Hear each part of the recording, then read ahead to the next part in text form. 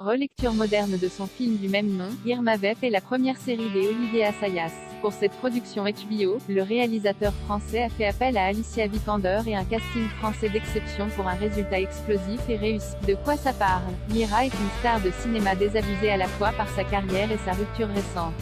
Elle arrive en France pour incarner Irma Vep dans un remake du classique français du film muet, Les Vampires.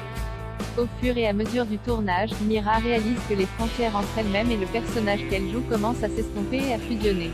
Irma Vep est diffusée dès le 7 juin en US plus 24 sur OCS à raison d'un épisode par semaine. Épisode vu, 3/8. C'est avec qui? Avec cette mini-série HBO et à 24, Olivier Assayas adapte son propre film Irma Vep de 1987. Les successeurs de Maggie Cheung et Jean-Pierre Léo sont Alicia Vikander, Tomb Raider, Ex Machina, et Vincent Macaigne, Chien, médecin de nuit. L'actrice américaine ne joue pas son propre rôle mais celui de Mira, une star hollywoodienne venue à Paris pour jouer dans une production française réalisée par René Vidal, Vincent Macaigne. Dans cette série produite par Olivier Assayas, Alicia Vikander mais aussi Sam Levinson, Euphoria, entre autres, un casting français et international prestigieux gravite autour des deux acteurs principaux.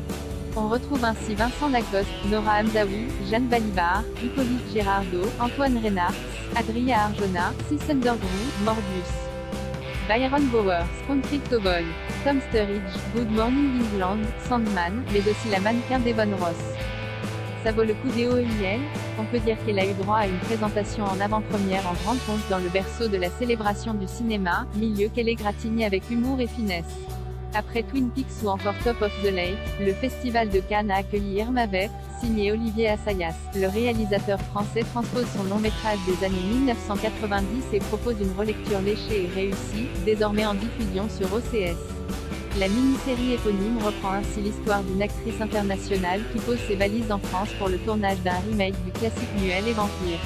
Pour remplacer Maggie Cheung et Jean-Pierre Léo dans les rôles principaux, Olivier Assayas a fait appel à Alicia Vikander et Vincent Macaigne, qui forment un duo explosif dans ce mélange entre thriller policier et comédie dramatique. Plaçant le curseur encore plus loin que dans le film original, Olivier Assayas décortique le milieu du cinéma et livre un discours méta et personnel sur sa vision de l'industrie avec un humour détonnant et une plongée fascinante dans ses coulisses loufoques qui rappelleront au bon souvenir des fans de 10%. La série n'hésite pas à appuyer là où ça fait mal en auto, moquant certaines réflexions récurrentes dans le milieu, comme l'idée que les séries sont des films de 8 heures, tout en discutant des maux qui touchent les membres de cette industrie entre dépression, santé mentale, pression sociale et problèmes financiers, mais aussi en constatant les évolutions telles que le nouveau métier de coordinateur d'intimité et les remises en cause des rapports de pouvoir. La vie imite l'art outre son propos pertinent et moderne, Irma Vep vaut aussi pour son esthétique très travaillée, et ce dès le fabuleux générique en animation, et sa superposition de séquences de vie réelle, de moments de tournage et de scènes restaurées, des vampires de Louis Coyat. Dans la mise en scène des Olivier Assayas, tout y est réflexion, tout y est miroir et chaque séquence, oscillant entre rêve et réalité, se répond au fur et à mesure que Mira se remet en question. Dans le rôle de Mira, l'actrice désabusée par sa carrière et sa récente rupture avec son ancienne assistante, Alicia Vikander surprend et se révèle incandescente, déstabilisante et surtout très drôle dans un rôle qui lui permet de dévoiler d'autres facettes de son jeu. Le reste de la distribution, entre Vincent Macaigne, Vincent Lacoste, Nora Hamzaoui et Jeanne Balibar, mais aussi les visages internationaux, est tout aussi savoureux et mordant.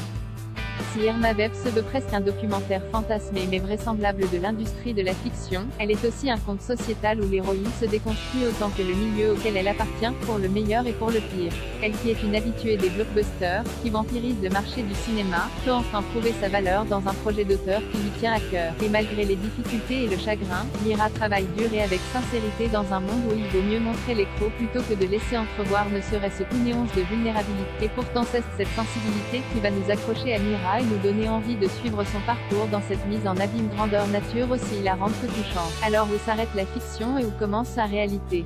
Des questions sur une frontière floue qui ne trouveront peut-être pas de réponse tant le créateur et sa troupe de comédiens épousent avec aisance les différentes intrigues de la série en s'amusant avec et en exorcisant sûrement des névroses.